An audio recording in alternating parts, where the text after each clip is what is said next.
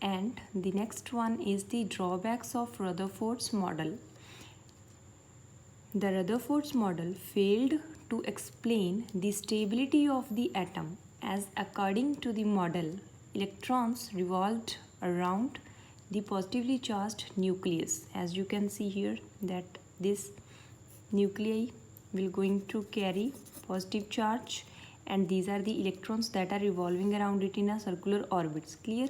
So it's not possible for a long run, as according to the electromagnetic theory of the Maxwell, that charged particles when charged particles are moving, clear, when accelerated, should emit electromagnetic radiation.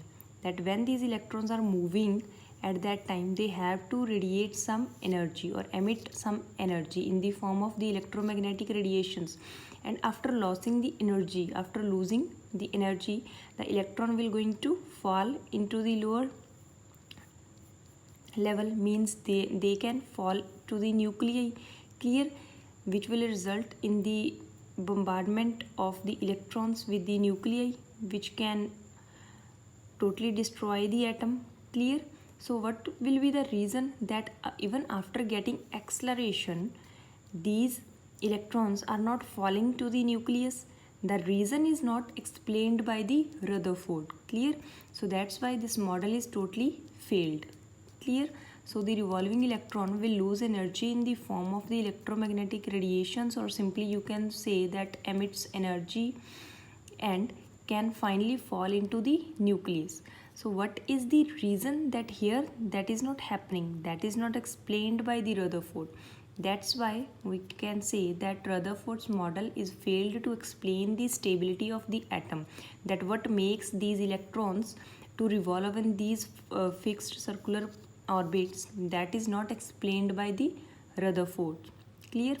And this model of the atom also failed to explain the existence of definite lines in the hydrogen spectrum, means failed to explain the electronic transitions, the concept of transitions, or what is meant by hydrogen spectrum, or simply the term spectrum for what we are using, that you will going to know in our next lecture, clear.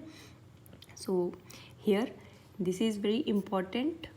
First point that you have to keep in your mind, that when electrons that are present in these higher energy shells, when these will going to lose some amount of energy, then why these are not falling to the nuclei, or if then what could be the reason for the stability of the atom, clear.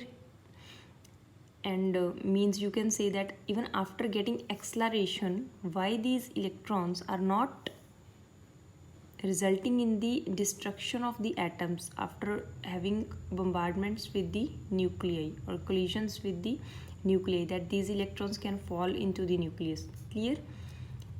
So you have to keep this in your mind, that Rutherford's model is failed to explain that why atom is stable, even though we are saying that electrons are accelerated, clear. And second, it is failed to explain the concept of the electronic transitions, or you can also say that failed to explain the existence of the definite lines in the hydrogen spectrum, clear. So this is the Rutherford's model of the atom. Today we have discussed the observations that we have drawn from the experiment, and then conclusions, and then Rutherford's nuclear model of atom, and in the last we have discussed that what are the drawbacks of this Rutherford's model.